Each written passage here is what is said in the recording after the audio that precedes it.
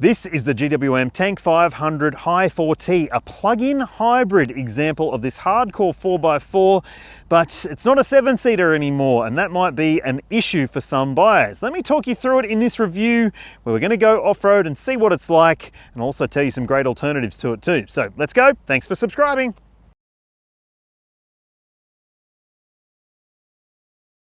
This is the most expensive GWM on offer in Australia to date. It starts at $79,990 drive away, and while that might seem cheap compared to something like a LandCruiser 300 series or a high-spec Nissan Patrol, it is still quite expensive for this model line. And hey, there are discounts on offer if you're willing to roll the dice and get in on one of these early, $2,000 off if you buy before the end of 2025. But honestly, you're still getting plenty of SUV for your money. Full LED lighting all around the car, these new look alloy wheels, there's a panoramic glass roof, proximity keyless entry and push button start. You've got heated, ventilated and massaging front seats, and heated, ventilated and massaging second row seats for the window seats as well. But this vehicle doesn't come with 7 seats. It's strictly a 5-seater, and I'll show you what that means in terms of the practicality shortly. But you're also getting a big touchscreen media system with Apple CarPlay and Android Auto. There's sat-nav. You've also got plenty of other tech on board that screen with your off-road view and off-road pages as well, and heaps more besides that. So at 80 grand, do you think it's worth the money? Let me tell you some alternatives that you might want to wait for, perhaps. If it was me, I reckon I'd be keeping my wallet in my back pocket just to wait and see what Denza does with its lineup in Australia. Now, if you're not aware, Denza is BYD's luxury brand, and they're going to hit the market with a couple of plug-in hybrid 4x4 SUVs as those luxury models. So firstly, there's the B5, which is a slightly smaller model with 5 seats, and it's about the same size as an Everest or a Prado, and it's still a very impressive thing with heaps of EV driving range and heaps of power. I've done a drive of it in China. Make sure you see the link in the description if you want to see that one. And then if you're looking for a 3-row plug-in hybrid family SUV with lots of practicality and lots of standard spec, the Denza B8 might be the one to go for, because it is a very impressive thing. On first impressions, I really liked it, and I thought it could be a fantastic choice for our market, but the pricing might determine whether it's going to be right for you and your budget or not. And then, well, you've got other options, don't you? You could have a look at something that's petrol powered, like a Nissan Patrol. It's about 100 grand, but it is a very, very thirsty V8 engine if you are driving off-road all the time, especially. And then you've got the likes of the Ford Everest and the Toyota Prado if you are okay with something a little bit smaller, but still with the choice of 5 or 7 seats. And they are great SUVs that are 4x4 capable. And if you are looking for more detailed reviews on each of those different models, find links in the description and see for yourself, because they all offer something different, and this certainly offers something different to all of them as well. As I mentioned, this one does have a few optional accessories fitted, like the nudge bar, the bonnet protector, and the roof platform, which is how you might accessorize your hardcore 4x4. The roof platform is so high because it does need to have clearance for the opening glass roof. Now, let's talk about clearance. In fact, the off-road angles for this vehicle are on your screen. Very generous 30-degree approach angle, not with the nudge bar though.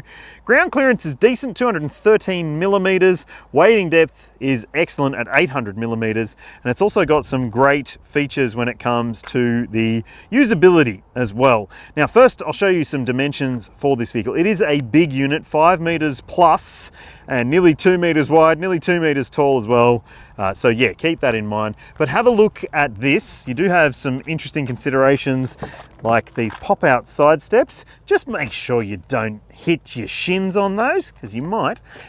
You've also got the proximity keyless entry, and on that side is your charge port. Well, we'll get to that in a sec. At the back, as you can see, you've got a full-size spare on the tailgate, a side swinging door, so keep that in mind. And well, this could be a real concern for some. This boot area has seen some significant changes that have made it worse. The platform for the battery pack has pushed up the boot floor significantly. It's kind of like a Prado moment for the Tank 500 because that is not very well packaged. Probably not the most elegant design in my opinion, but it's still going to be usable. In terms of the cargo space, there's still plenty of boot space in here. You've got a storage shelf section in the back here, which you can obviously store your charging cable in there if you want to. And you do have some shopping bag hooks on the side, lights at the ceiling, and yeah, more shopping bag hooks. But I think really this isn't as elegant a solution as you find in the 7-seat versions of this car, which do offer a slightly more practicality minded approach. But yeah, I'd love to know what you think. Now, we'll do a quick interior rundown. I'm not going to spend ages on it though. Rightio, let's check out this interior, shall we? And this Tank 500 is all about combining elegance, opulence and technology all together, and I think they've done a pretty good job of it, although some of the newer GWM products get the updated operating system called Coffee OS 3, and it is a better system than this, so I'm not going to do heaps on that screen because I think it's going to be updated pretty soon anyway, hopefully. And then there's the driver info screen, which in other models again is better than in this car. Kind of surprising that the flagship model hasn't seen those two things change. Hopefully that happens soon, maybe for next year. But the elegance and opulence part, well, nails it. It's got these lovely seats. They are super comfy. They look fantastic and they feel great too. You've got electric seat adjustment for the front. You've also got heating and ventilation and massage functions and all of the amenities that you would expect as well. So here you'll see decent sized pockets in the doors, and they are lined as well, which is great. Your controls are mostly pretty good. You'll get used to the steering wheel. There is a new steering wheel being offered on other models in the lineup, so that'll probably change too. And yeah, you've got traditional stalks where you'd expect them, paddle shifters if you need them as well. Lots of the big 4x4s don't have paddle shifters. And a wireless phone charger there, decent cup holders. That section slides back for extra room. You've got extra storage down below with USB ports. So all the practicality stuff is pretty much taken care of, right? Except the sun visors, they don't slide back and forward, but you do get illuminated vanity mirrors. So that's kind of cool, I reckon. The big panoramic glass roof, well, I'm not opening it, but yeah, it's big. Now, let's check out the second row because, as I said, there are some changes here that make it more elegant and luxurious. And those are the controls for such in the back here. So you do have heating and ventilated seats, and there is a massage function as well. You've got temperature control here too, and all of that is just very, very nifty. It will make it feel more upmarket and more special for those sitting in the back. And I mean, the space in there, you will fit 6-footers in the back if you need to. It's very roomy, and there's also this nifty little flip down section here, which, look at this, there's a screen. So you can control some elements of this car if you want to by using this screen between the seats, and that is pretty nifty. So your air conditioning controls, you've got seat controls, you can control the music if you want to, you've got a settings screen as well. So that is all pretty neat. There's a flip down section there with some cup holders and extra storage back here too. So it is high-end feeling. That's a little bit strange that that's how that is. And it's going to be more comfortable, I would suggest, for 4 people rather than 5. But there are ISOFIX points and 3 top tethers too, overhead grab handles and lighting as well. So yep, it feels pretty primo, it feels pretty plush, and it's a big bus with lots of space too.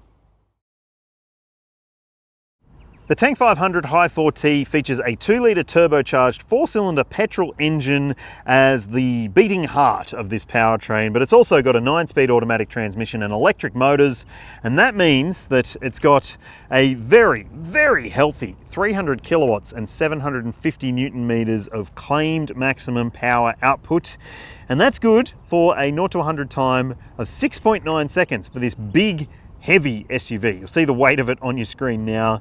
Now that weight might actually come in handy if you are going to tow with it, and the towing capacity is 750 kilos unbraked and 3-ton brake towing capacity. So not as good as some of the others in the segment, and that might be a consideration for some of the more hardcore towers. But let's talk about the EV stuff that you need to know. On the passenger side of this vehicle is your fuel filler cap, and on the driver's side is your electric filler cap, and it has a couple of different power charge ports here. So 6.6 kilowatt AC charging, which should mean 6.5 hours or so from 0 to 100% for the battery. And then you've also got DC charging at a maximum rate of 50 kilowatts. So that should mean a 24-minute 30 to 80% recharge at a public charging station, if that's what you want to do, if you want to plug up and do some more EV driving. Now, speaking of which, the EV driving range for this vehicle is 120 kilometers NEDC, and that's based on the fact that it's got a 37.1 kilowatt hour NMC battery pack, which is quite large for a plug-in hybrid SUV. But it can also do vehicle to load charging as well at up to 6 kilowatts. So if you want to go off-roading and go camping and charge up your campsite, you could do that in theory. Now, let's go off-roading and see what it's like in the rough stuff. All right, time to go do some off-roading in the Tank 500 plug-in hybrid, see what it's like, put it through its paces, find out whether the approach and departure and waiting and all those dimensions are what you would hope for when it comes to real-world experiences. Now remember, this one is the new plug-in hybrid version, so obviously it will use electrification as part of its way of making progress.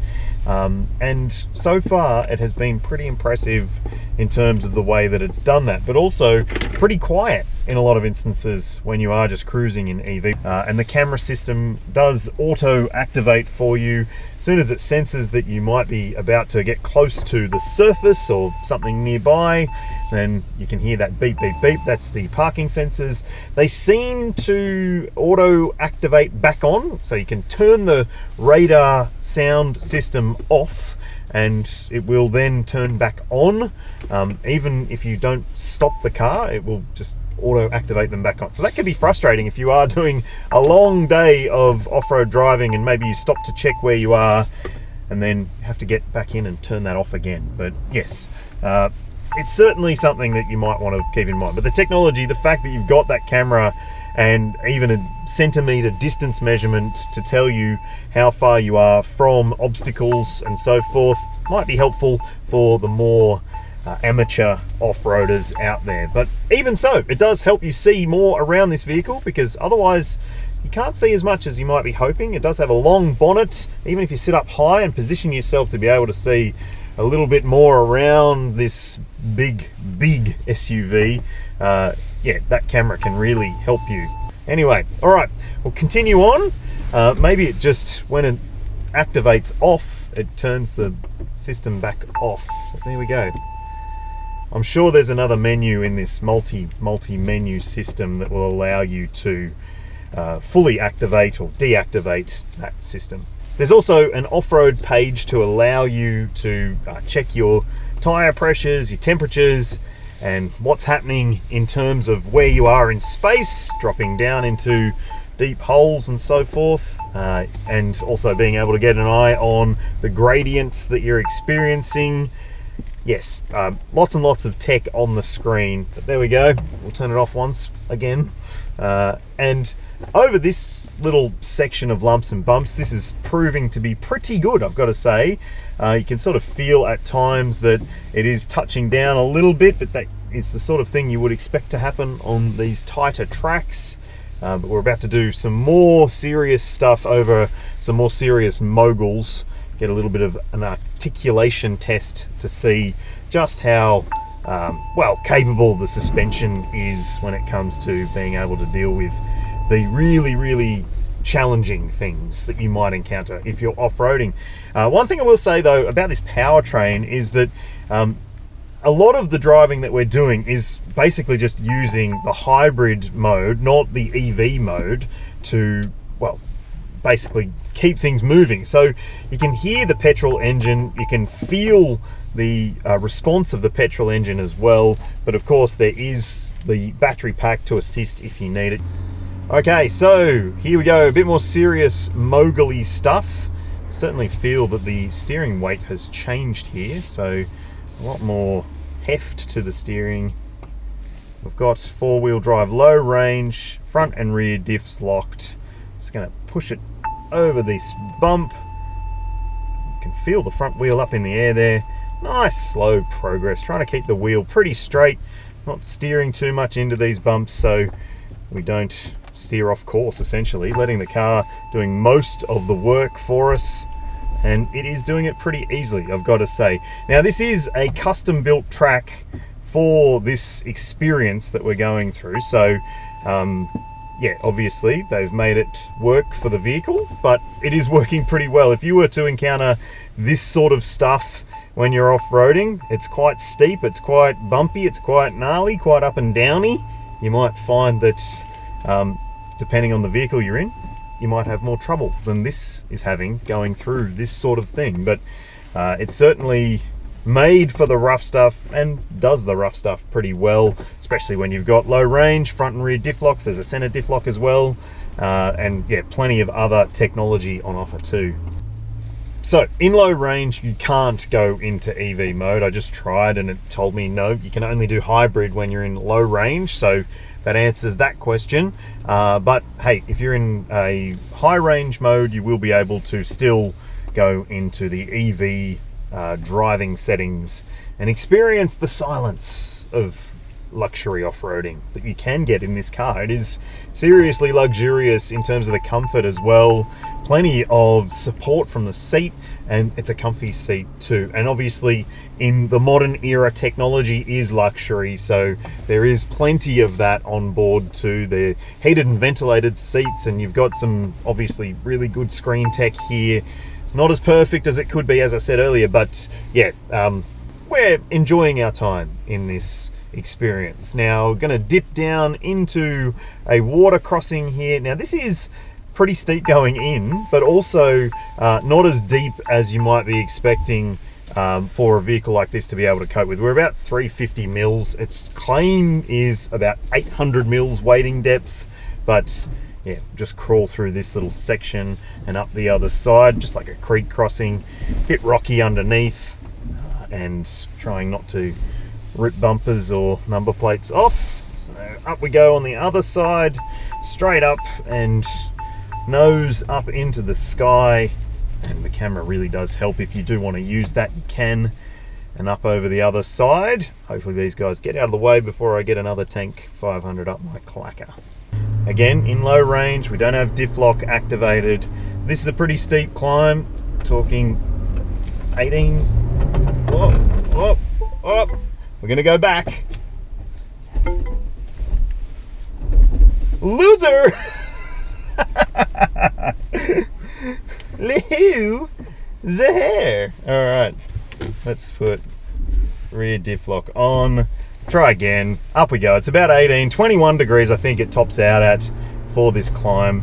We'll give it another go. We find the ditch at the end there and power up over the top. Easy peasy once you get it right. So then through some mud and over to the hill descent, which is very, very steep as well. So we'll just crawl over the top here.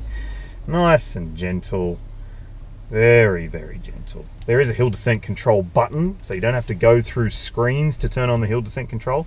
Probably a good thing, but that is 21 degrees, 23 degrees downhill. Great to have that info right there, readily available if you want to see how dangerous you're being. So that's kind of cool. Certainly answers the questions for those who are looking for a car with tech that they will be able to take places. So look, apart from the sensors just constantly going on and off with this car, hey, again, I think that's probably its biggest annoying factor, is not being able to just permanently turn that off. But maybe there's a way.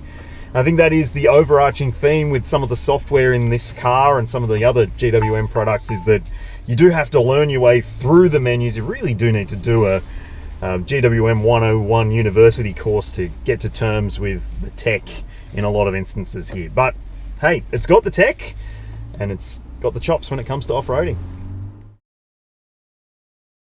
Because this test was primarily off-road, I didn't get a chance to do any real fuel use figures for this video, but I'll put some numbers on your screen. The official fuel consumption figure is just 2.1 litres per 100 Ks. Because it's a plug-in hybrid, that means that, well, you're not going to see that all the time. Obviously, when it starts to run as a hybrid, it will use more petrol, but the official EV driving range is 120 Ks on the NEDC cycle. So very commute friendly, no doubt about that. Stay tuned and I will do a review of this vehicle later on in urban driving and real world situations to give you an idea about how much EV range you can actually achieve. The fuel tank capacity is 70 litres. It can run on 91 RON regular unleaded, and the claimed combined total range is about 950 Ks. So it should be a decent hauler for the fam. There's heaps of safety tech and spec on offer in this vehicle. It doesn't have a safety rating, but it's got heaps of gear. Things like autonomous emergency braking with pedestrian and cyclist detection. There's lane keeping assistance, which you might not like, and emergency lane keeping as well. There's adaptive cruise control. There's a speed sign recognition system, which you might not like. And there's also a driver monitoring camera, which you might not like. Now, those things are maybe a bit tedious to live with because you do have to turn them off each time, and that could get on your nerves. But there's also blind spot monitoring and rear cross traffic alert, which is excellent. There's front and rear parking sensors, and a surround view camera system is standard too, which you need in a vehicle like this, so that's great. When it comes to the airbags, there are 7, dual front, front side, front center airbag, and also curtain coverage for all the seats, all the window seats at least. Because you're spending a bit more on your Tank 500, you do get some ownership benefits. So, first of all, is a 7-year unlimited kilometre warranty. That's standard across all the models. Then there's the 8-year unlimited kilometre battery warranty, provided that you're using it as a private user, not a commercial vehicle user like a taxi or rideshare or whatever. And then there's the capped price servicing program. So it does have a longer service program than some of the other models in the range. And it also has longer roadside assistance included for this vehicle. I do think that you need to keep in mind that maybe the resale could be a consideration for a vehicle like this, but I'd love to know whether that would be a determining factor for you or not. So there you have it, the Tank 500 Hi4T plug-in hybrid family 4x4 SUV. Maybe not as family friendly as it could be because it doesn't have third row seats anymore, and that boot space is pretty limited. So I'd love to know what you think. Would you go for this? Would you wait for those Denza models, or would you just go for a petrol or diesel or the normal regular petrol hybrid version of this instead? Have your say. I'd love to hear from you. Thanks for watching, thanks for subscribing, and I'll see you when I see you.